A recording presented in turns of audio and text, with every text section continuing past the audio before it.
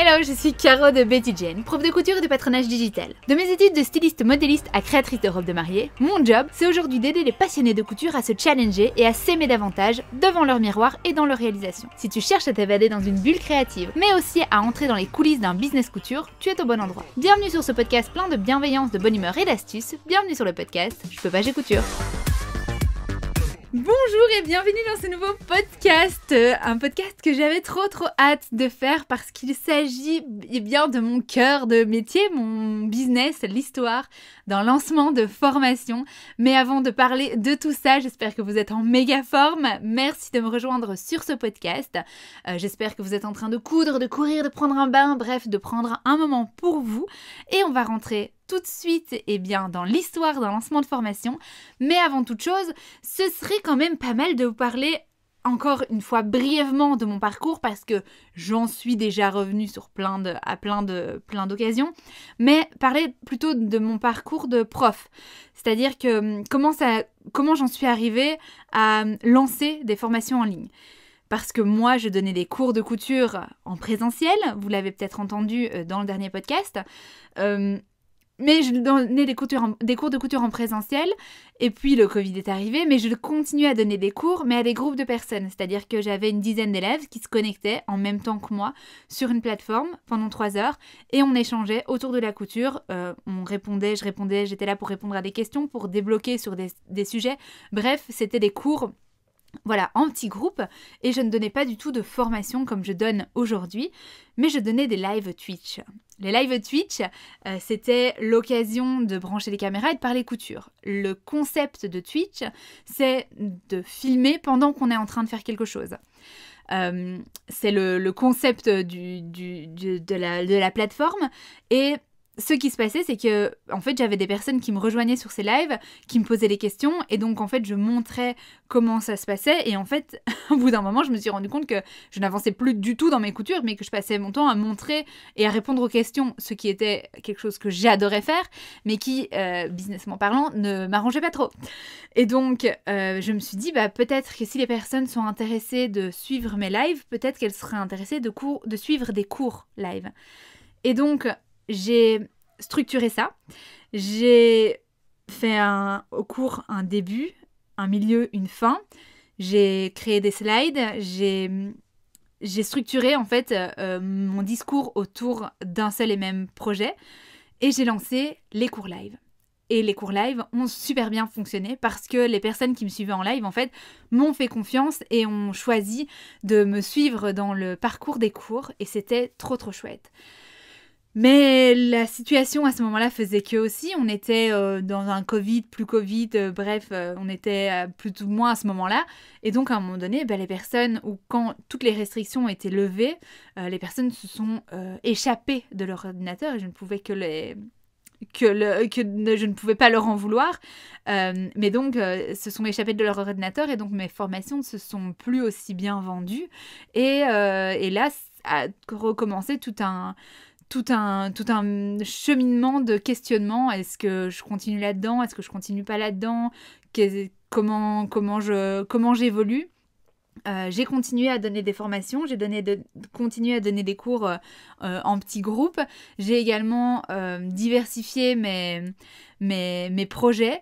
J'ai construit la formation morphologie, j'en parle souvent, mais j'en parlerai encore souvent parce que j'en suis très fière et que je l'adore. J'ai écrit un livre, j'ai fait un patron, etc. C'est arrivé donc ce moment un peu crucial, fin d'année scolaire 2023, où la formation sort, où le livre, la formation morphologie sort, et ça ressemble, la formation morphologie, après 2 ans à donner des cours live, à donner des cours live, en fait, la formation morphologie sort, mais dans la manière dont j'ai envie qu'elle sorte. C'est-à-dire structurée, mais préenregistrée, avec des meilleures caméras. Le fait que ce soit préenregistré me permet d'avoir des meilleures caméras, me permet de chapitrer le cours, me permet plein de choses qui ne m'étaient pas permis avec le live, mais j'ai très peur de perdre ces contacts avec les élèves que j'ai pendant les lives. C'est quelque chose qui me nourrit beaucoup, que j'adore, c'est échanger avec les élèves, et donc j'essaye de tout faire pour mettre en place des formations, cette formation morphologie qui est un cours préenregistré, mais en gardant cette connexion avec les élèves. Donc je mets en place des groupes WhatsApp, je mets en place des moyens de discuter avec les élèves, des lives où je peux répondre aux questions qui se posent, voilà, ce genre de choses. Et donc, il y a tout un process qui se passe au moment du lancement du cours morphologie, parce que c'est un cours qui fonctionne bien et c'est un cours qui ressemble vraiment à ce que je veux proposer, quoi. Et donc là, je me dis, ok, les anciens cours, je suis toujours très très fière de ce que je produis, vraiment. Qu'on prenne mon premier cours ou mon cours morpho, vraiment, le contenu du cours, j'ai à chaque fois mis tout mon cœur, toute mon énergie, tout ce que je veux y mettre, toutes mes recherches. Et je sais que j'en suis là. Et là, peut-être me dire, ok, peut-être que mes anciennes formations, ce serait pas mal de retourner, mais dans la manière dont j'ai envie qu'elles soient proposées. Parce que mes anciennes formations, elles meurent. Même si le contenu est incroyable, eh bien, comme je sors des formations presque tous les mois, eh bien, ce qui se passe, c'est que je passe tout mon temps à construire la formation, et puis en fait, j'ai plus l'énergie de communiquer dessus parce que j'ai mis toute mon énergie dans la formation. Et moi, je me dis, ok, je la mets en ligne. D'office, elle est géniale, donc elle va se vendre, cette formation. Sauf que si j'en parle pas, il y a personne qui le sait que je fais une formation. Et donc, j'en étais un peu dans ce mécanisme-là. Bref, arrive ce moment du cours morpho où je me dis, ok, là, on tient quelque chose qui me ressemble, vers quoi je veux arriver. Je sors un patron aussi à ce moment-là, parce que je vous ai dit, je diversifie un petit peu mes réseaux, mes axes de revenus. Je sors le patron. Le patron ne fonctionne pas super bien. En plus, je tombe enceinte à ce moment-là.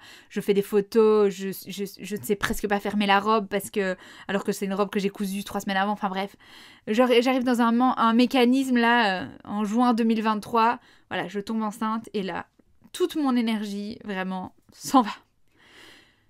Je n'arrive pas à rebondir sur la rentrée de septembre.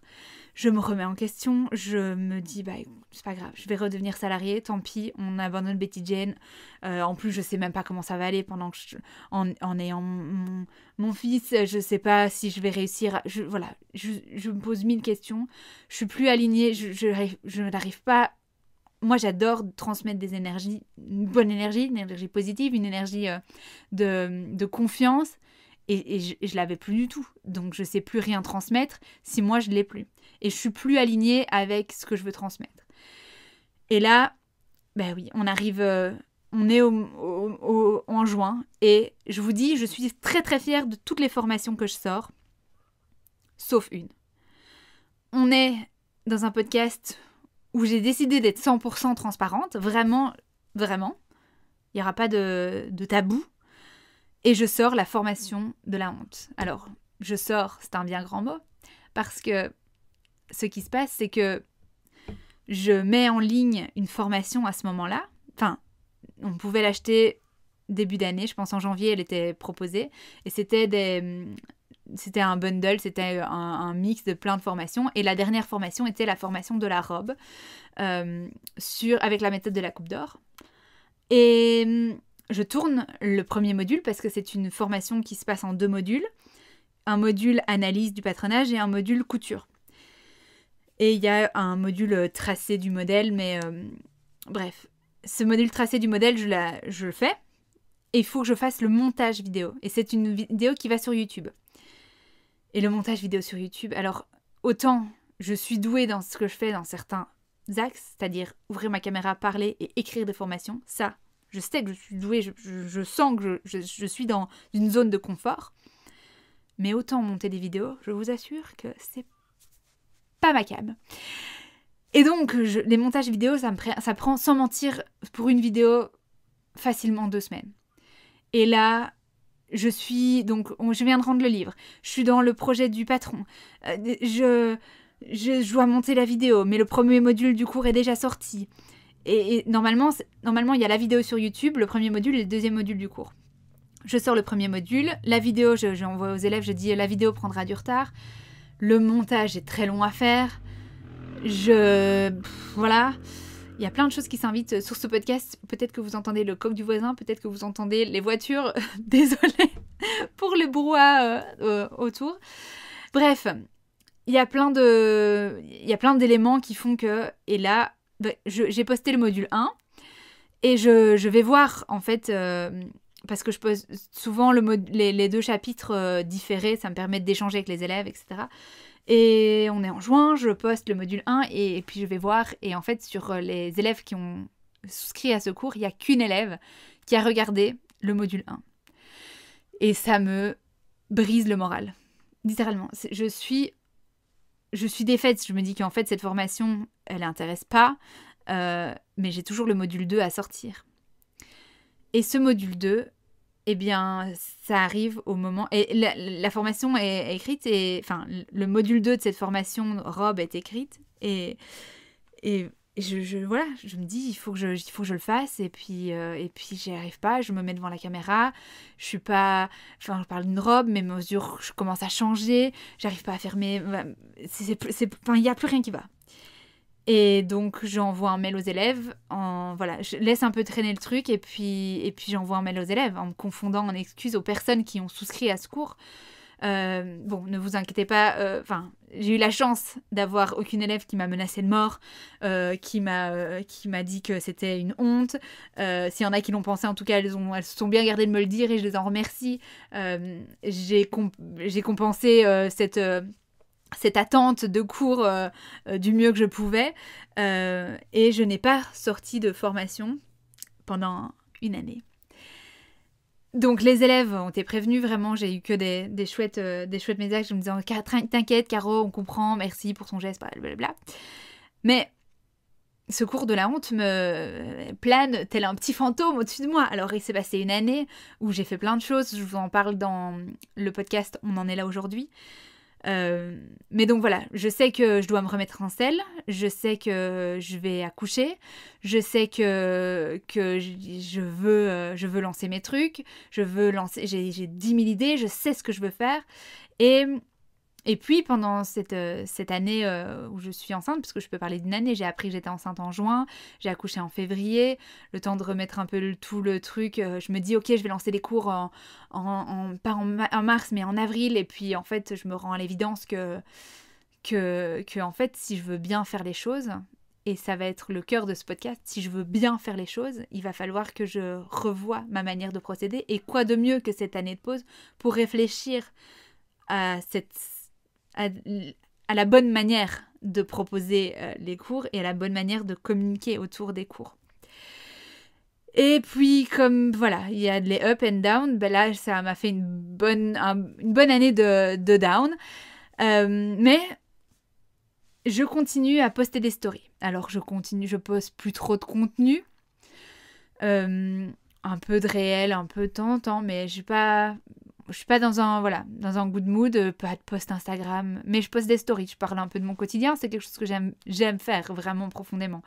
Donc je communique un peu et puis j'ai des échanges en fait, j'ai des échanges sur les réseaux sociaux, j'ai des DM, j'ai des messages, des témoignages, et puis je connecte sur mon site internet parce que voilà, je dois quand même faire ma compta, même s'il ne se passe pas grand chose.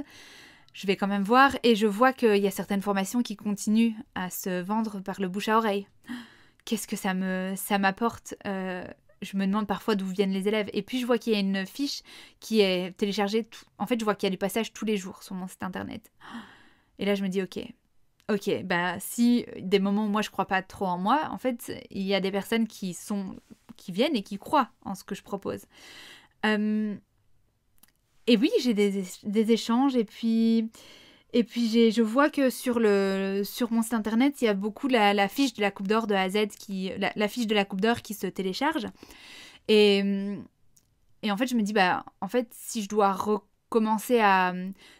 Parce qu'il y a des formations qui sont faites, qui sont très bien, mais qui ne se ressemblent pas à ce que je veux proposer comme cours, c'est-à-dire avec un cours chapitré avec des bonnes caméras, etc. Et donc, je me dis, bah, y a peut-être un truc à faire avec la Coupe d'Or, comme si des personnes viennent télécharger cette fiche, c'est que je reste peut-être une référence, si je peux dire ça comme ça, alors je mets des gros guillemets, des R guillemets, hein, mais une référence dans le monde, enfin, dans la technique de la Coupe d'Or que j'affectionne beaucoup, dont je parle sur les réseaux sociaux. Et je me dis, bah ok, bah, s'il y a une formation que je peux relancer, c'est la Coupe d'Or de A à Z. En plus, j'ai travaillé avec une personne qui a vu la formation et qui m'a dit, ok, on va stratégiser un peu tout ça, et qui m'a refait le planning, enfin voilà, qui a fait un super travail. Parce que ça reste un de mes objectifs, c'est de travailler en équipe. Et donc, de temps en temps, je me fais accompagner d'assistantes sur certaines missions et qui m'aident à mettre un peu d'ordre dans mes idées ou dans ce que je veux proposer. Bref, le contenu est fait. L'envie est là, l'envie commence à arriver. Et puis, du coup, je fais une petite story en me disant, bah écoutez, si voilà, ma formation est faite, en tout cas, elle est écrite, je sais ce que je veux mettre dedans. Est-ce que y a certains élèves que ça intéresse, avec qui je peux confronter mes idées, voir si je pars dans la bonne direction. Et là, j'ai un groupe d'élèves qui me disent oui, à qui j'envoie un lien WhatsApp, on crée une discussion WhatsApp. Je pense qu'à ce jour, on doit être 150 dans ce groupe. Alors, évidemment, les 150 n'ont pas réagi. Ce n'était pas un cours gratuit, c'était, bien que j'ai fait un petit live un jour, voilà, mais c'était, voilà ce que je pense mettre dans cette formation, qu'en pensez-vous? Et j'ai eu des échanges avec ce groupe WhatsApp, mais j'en reparlerai un petit peu plus tard. Parce que ce que je vous dis là, au moment où je parle des échanges de groupe WhatsApp, la formation, elle est déjà écrite. Et du coup, je ne vous ai pas parlé de cette étape.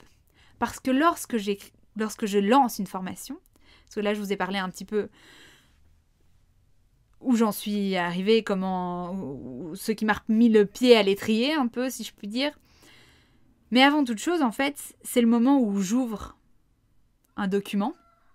Et là, j'ouvre le document et je me mets à écrire. Tel sujet. Qu'est-ce que je veux dire à propos de tel sujet? Et j'écris. Et là, on m'a perdu pendant une journée, pendant 4 heures. J'y reviens. Bien sûr, j'y reviens, mais à ce moment-là, je sais que j'ai du temps et j'écris tout ce que je veux dire sur la formation, dans cette formation. J'y mets tout les grosses idées. Et puis alors, je reviens dans un deuxième temps et je chapitre. Je chapitre l'idée. Ok, je vais parler de ça, je vais parler de ça. Ça va faire partie du module 1. Ça va faire partie du module 2. Et j'écris tout ce que je souhaite dire et ensuite je structure. Et puis là, je me dis, ok, je connais mes connaissances, je connais mes compétences sur certains chapitres. Et même si je les connais, je pense qu'il n'y a pas qu'une seule bonne manière d'expliquer les choses. Et là, je commence à ouvrir des livres, à lire des blogs, à regarder des vidéos. Et ça fait pas du tout partie de mon temps de travail. Ouvrir des livres, si, mais lire des blogs, et à partir du moment où je suis dans la création d'une formation, là, il n'y a plus aucun film le soir. Là en l'occurrence, j'étais avec le petit, mais dès qu'il fait une sieste, hop, soit j'écris, soit je fais mes recherches. Le soir, devant la télé, hop, je lis des blogs. Je suis passionnée par le sujet qui m'anime à ce moment-là.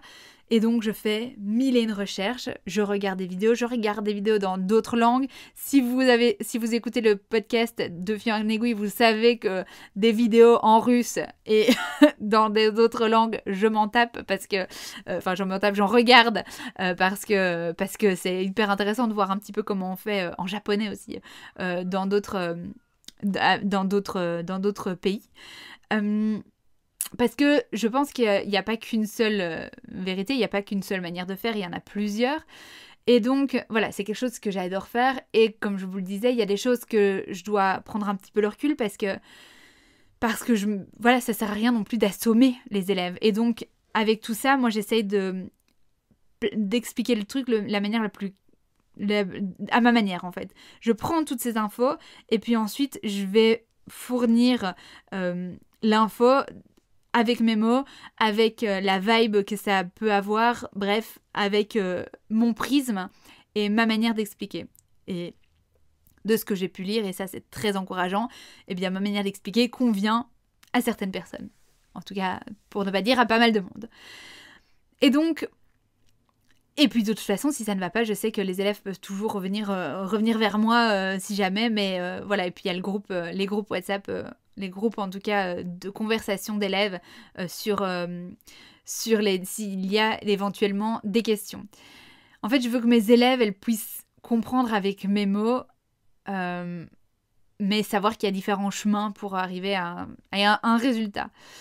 Et puis voilà, donc j'écris, je fais des recherches, et donc sur ces documents, je me suis déjà dit, ces documents valent une fortune, parce que vraiment, je passe tellement de temps à construire tout ça, mais ça peut aller de... Là, je vous parle voilà, de la formation que je suis en train d'écrire ici, mais je parle de manière générale avec les formations que je fais, mais ça peut aller de faire une recherche sur l'histoire de la poche passepoilée. Ça m'est déjà arrivé plein de fois. Sur l'histoire d'une pince de poitrine, une pince de cintrage, enfin, voilà. Mais c'est quelque chose que je vais pas vous donner tous les articles de blog, en tout cas, de toute façon, si je fais mes recherches, je vous mets les liens à chaque fois dans le chapitre source, mais je résume avec, en quelques mots, l'histoire d'une pince, parce que pour moi, c'est cool de se dire, bah, en fait, voilà où on en est aujourd'hui, grâce à quoi. Enfin bref, je m'égare. Mais donc, une fois que j'ai fait j'ai écrit, j'ai structuré, j'écris le nombre de minutes estimées pour parler d'un chapitre. Ça, c'est important pour moi parce que comme j'ai vraiment tendance, et ça, je le disais dans un podcast, je m'exprime beaucoup au travers de mes émotions. Quand je parle vite, je suis excitée. Quand je travaille là-dessus, vraiment, je prends des cours, je suis des formations d'éloquence. Je ne sais plus si j'en ai parlé dans l'autre podcast, mais je prends pour essayer de bien parler, de prendre ma respiration au bon moment, de parler de façon plus posée, parce que je sais quand je suis un peu excitée enthousiaste par un truc, je peux parler vite, je peux parler de beaucoup de choses, et en fait, c'est pas ce qu'on recherche dans une formation. Même si on cherche la positivisme et la bonne humeur, ça sert à rien que je vous assomme de 2 milliards d'informations, et en fait, on peut faire comme ça, et comme ça, et comme ça.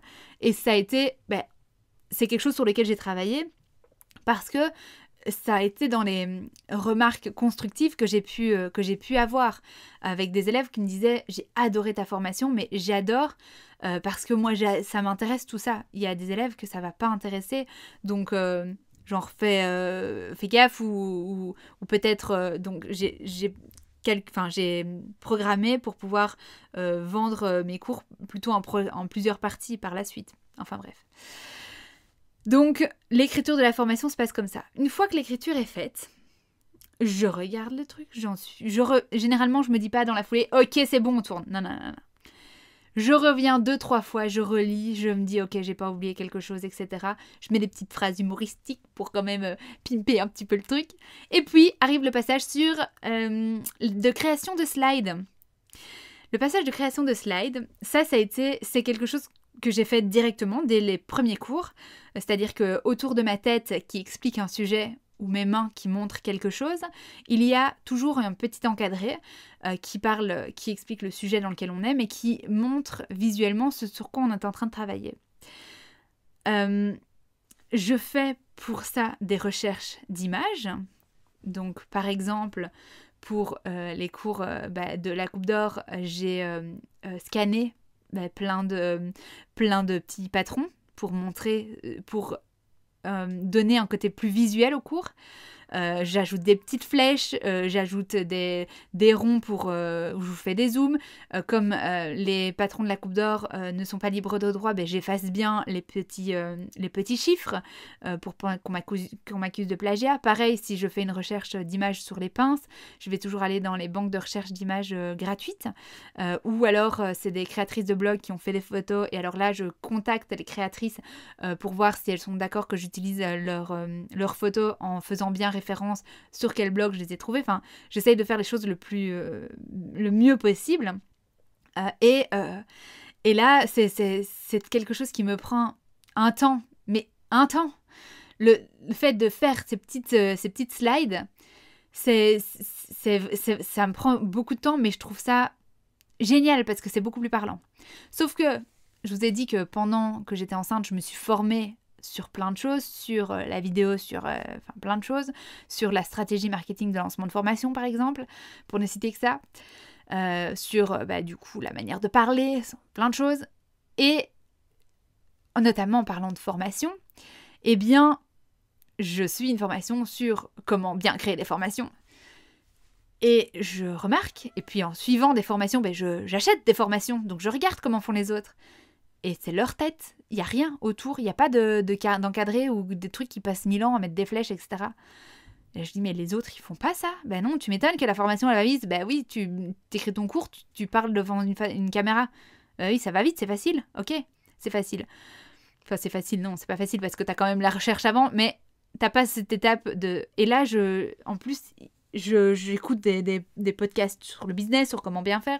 Et là, dans le podcast business, la nana, elle dit, on fait 90% du travail. Lorsqu'on est perfectionniste, on fait 90%, 90% du travail. Et ensuite, on passe une énergie folle sur les 10 derniers pourcents pour atteindre la perfection. Et ça fait perdre un temps fou. Et elle répète, mieux vaut fait que parfait, faites-le même sans faire la perfection. Et moi, j'entends ça. Et je trouve cette phrase incroyable, mieux vaut fait que parfait. C'est d'ailleurs quelque chose qui me suit au quotidien depuis ces derniers mois. Mais je suis incapable, pour l'instant, en tout cas à l'heure actuelle, de lancer mes formations sans avoir le petit encadré autour.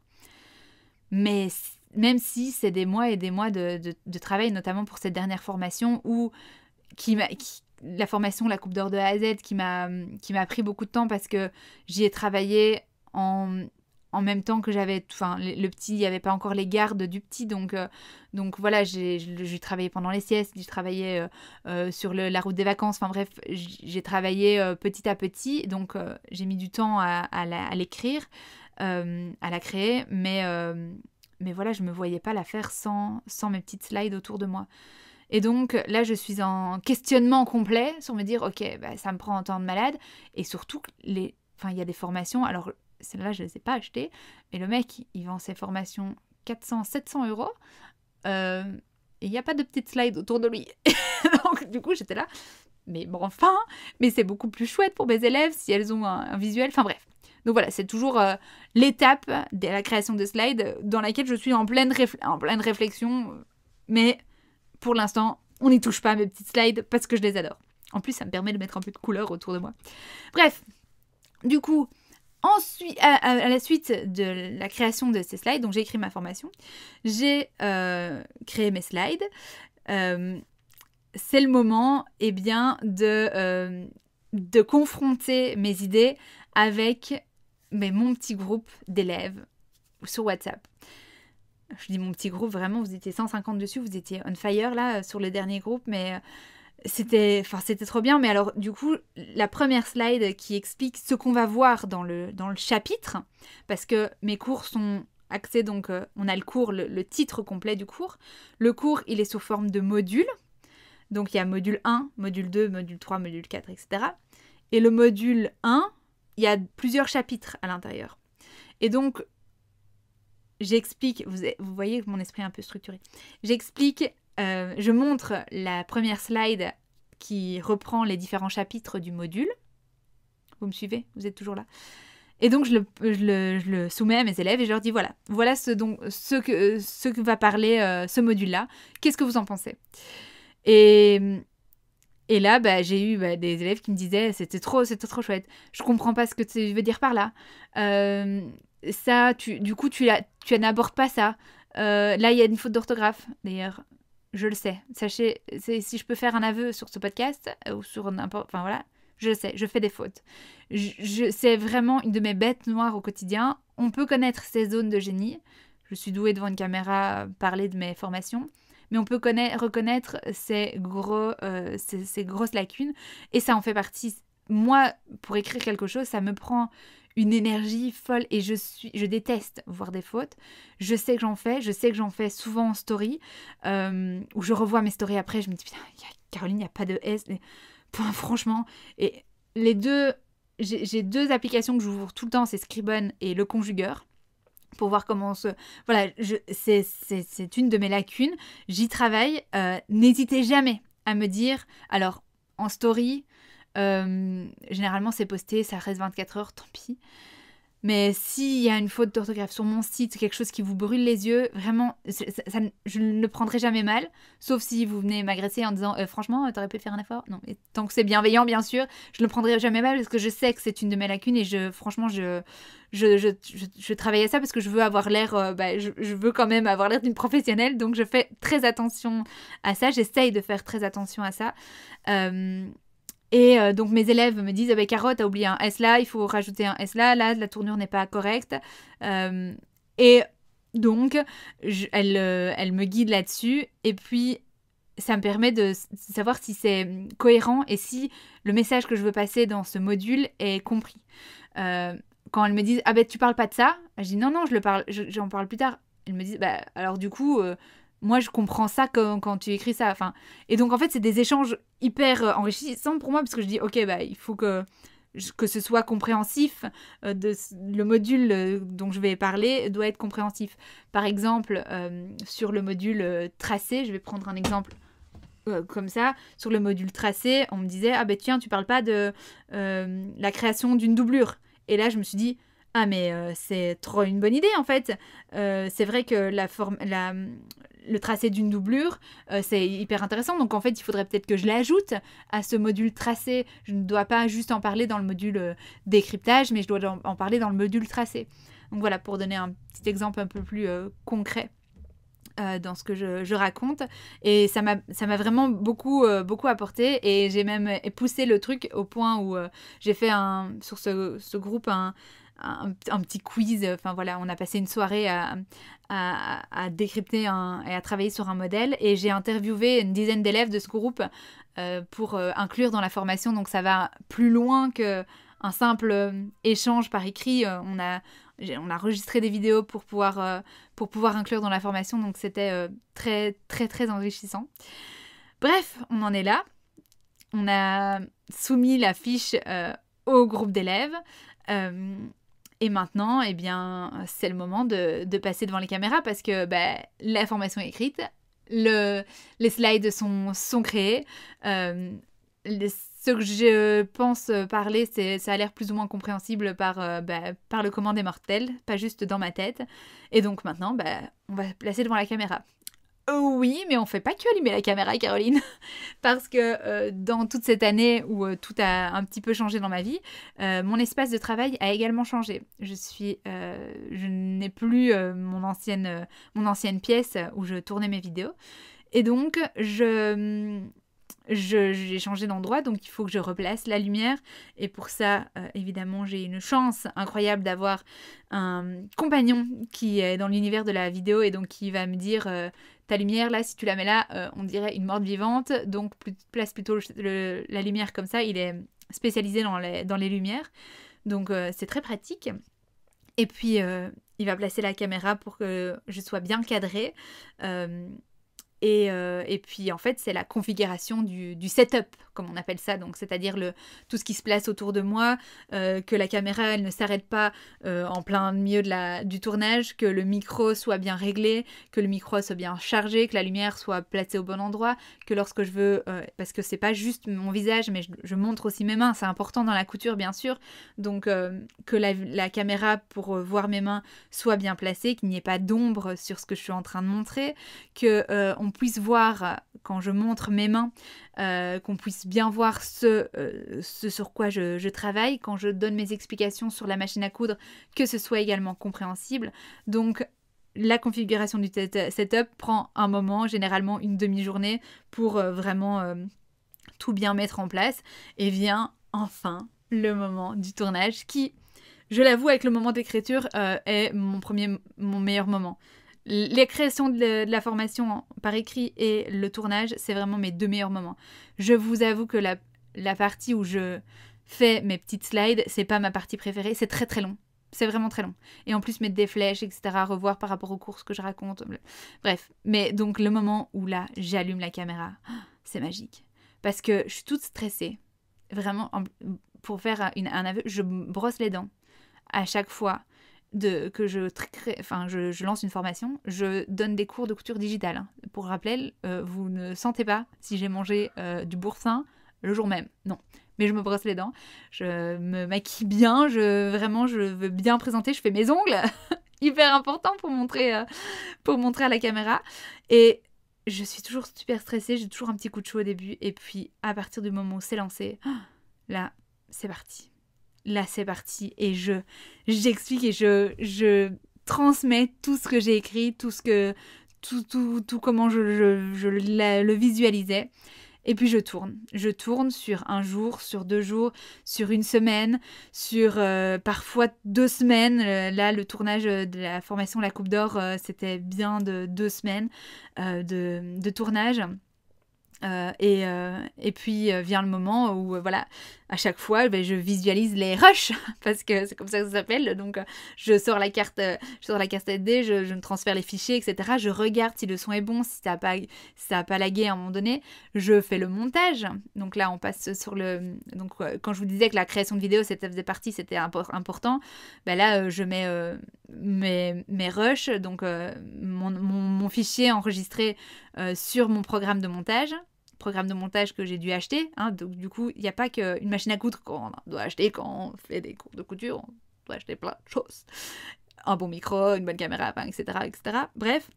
Et donc, ce logiciel de montage que j'ai dû appréhender, du coup, je poste la formation, je mets les petites slides autour que j'avais prévues, je fais mes cuts, je coupe... alors, je ne coupe pas quand je dis des conneries, parce que comme c'est écrit, normalement, je dis beaucoup moins de conneries, mais je coupe par chapitre. Et puis ensuite, j'exporte tout ça sur mon ordinateur. Et là, la formation est prête sur mon ordinateur.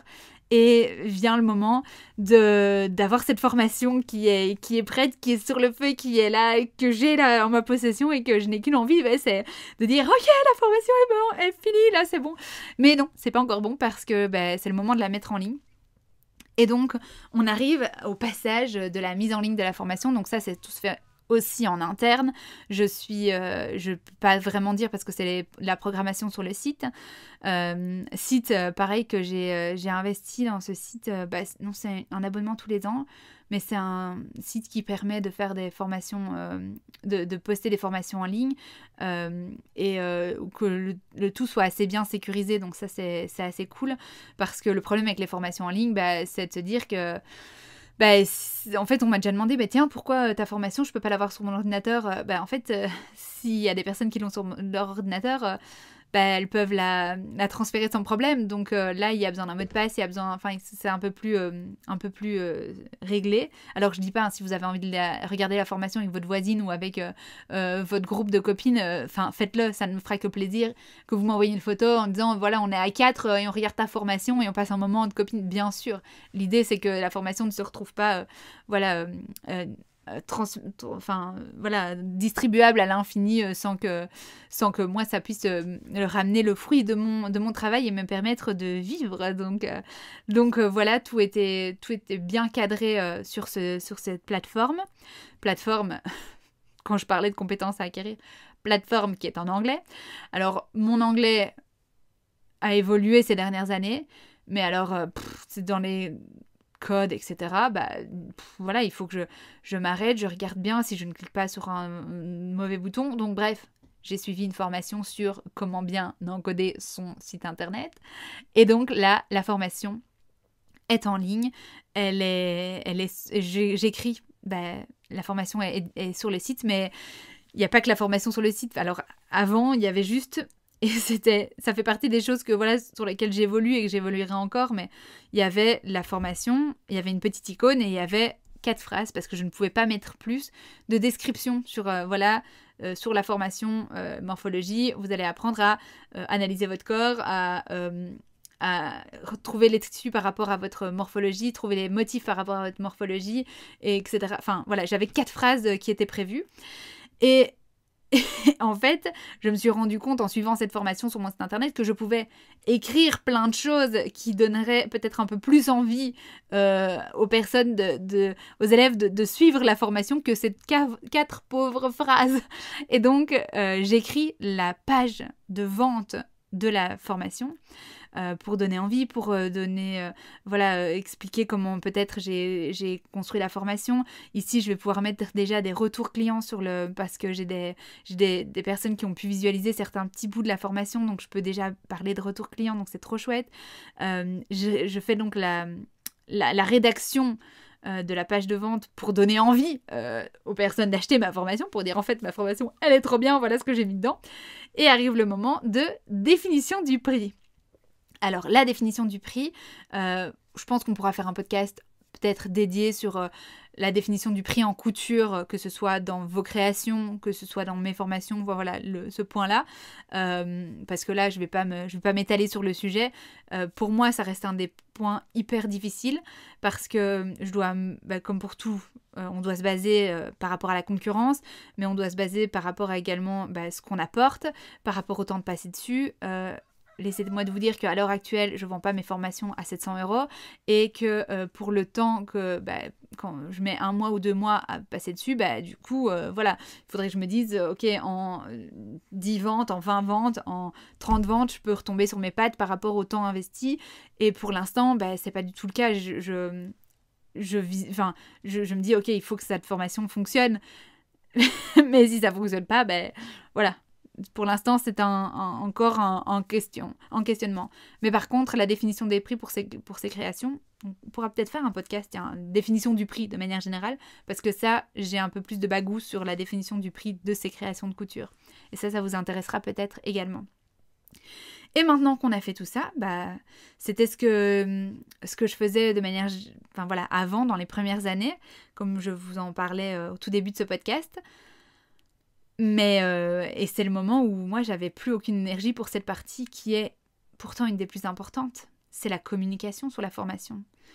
Le nombre de formations où j'ai juste fait 2-3 stories en train de dire voilà je fais une formation, parce que ça a été, et ça j'en ai parlé aussi dans mes vidéos YouTube, de pas avoir l'air d'être avec un panneau qui faisait je donne des cours de couture, c'est génial, venez les suivre, parce que c'est pas le but. Moi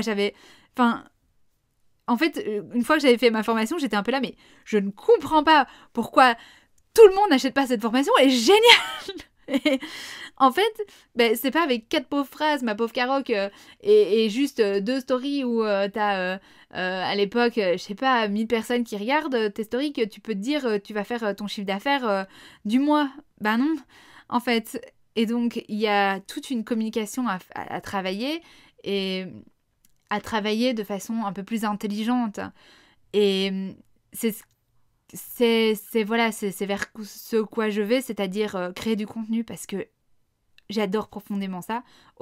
Autant le fait d'écrire des formations, etc., autant le fait de créer du contenu, c'est-à-dire d'être encore devant une caméra, mais de poster des trucs humoristiques, ou de poster des trucs un peu plus didactiques, ou de dire les 3 erreurs qu'on fait en couture, voilà, ce genre de choses, c'est quelque chose, c'est ma bulle récréative, vraiment profondément, c'est quelque chose de très récréatif pour moi, que j'adore faire. Après, il y a le montage vidéo qui est un peu moins récréatif, mais bon, voilà, il faut ce qu'il faut. Mais donc, tout ça pour dire que c'est important de montrer sa tête, sans dire en permanence je donne des cours, c'est génial, mais en disant voilà, en fait je suis une prof de couture, et même si je parle de ça ou de ça, en fait si ça vous intéresse, je fais ça aussi. Et en fait, pensez le truc de façon intelligente, et même si je remets des guillemets, la stratégie, c'est parce que j'aime pas trop ce mot stratégie, ça fait un peu oui, je vais rentrer dans votre tête et je vais faire comme ça, mais communiquer de façon intelligente, je pense que je peux plutôt dire ça comme ça, et ne pas assommer en fait en disant en permanence eh oh, coucou, c'est moi, et vous vous souvenez, je fais des cours. En fait, j'ai pas envie de retourner vendre des glaces, même si en fait j'adorais vendre des glaces, pour être honnête, mais j'ai envie que mon projet fonctionne. Eh bien, du coup, il faut penser ma communication de façon un peu plus intelligente. Et donc, j'espère pouvoir arriver à le faire ces prochains mois. Et puis, une fois qu'on a communiqué en disant, voilà, je fais une formation, c'est génial.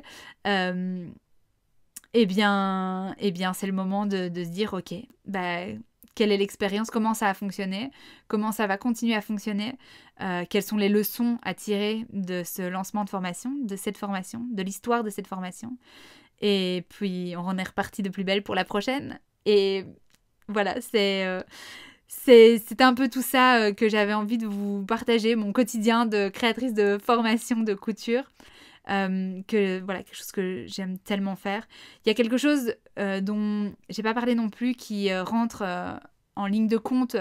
Ça dépend des étapes, mais c'est gérer la concurrence. Parce que c'est se confronter un petit peu à ce que font les autres. J'en ai parlé un peu en termes de prix, mais en termes de contenu aussi. C'est quelque chose que j'ai vraiment beaucoup de mal à faire. J'ai vraiment du mal à gérer la concurrence, et d'ailleurs c'est la raison pour laquelle je m'isole parfois des réseaux sociaux à tort, pour ne pas me confronter à ça. Et ce que je dois faire en fait, c'est écrire mon cours et puis m'y confronter. C'est très important. C'est très important et je travaille dessus. Mais il y a des leçons à tirer de chacune des expériences. Mais donc voilà, maintenant, vous en savez un peu plus sur l'histoire qui se cache derrière un lancement de formation. J'ai vraiment, vraiment hâte de vous proposer la suite des formations, la suite de l'aventure de podcast. Si la formation sur la Coupe d'Or vous intéresse, eh bien, je vous invite à découvrir le jour de la sortie de ce podcast. Elle sera présente sur mon site internet. Merci du fond du cœur de votre écoute. N'hésitez pas à noter le podcast si ça vous a plu, ça plaira à moi et ça plaira à l'algorithme bien sûr. Et merci d'avoir suivi ce podcast. Je peux pas, j'ai couture. Je vais bugger sur ce mot à chaque fois à chaque podcast. Et n'oubliez pas de briller comme des belles pépites. Vous êtes mes petites pépites d'amour, alors j'adore terminer par ça. N'oubliez pas de briller. Je vous embrasse, à très bientôt. Bisous.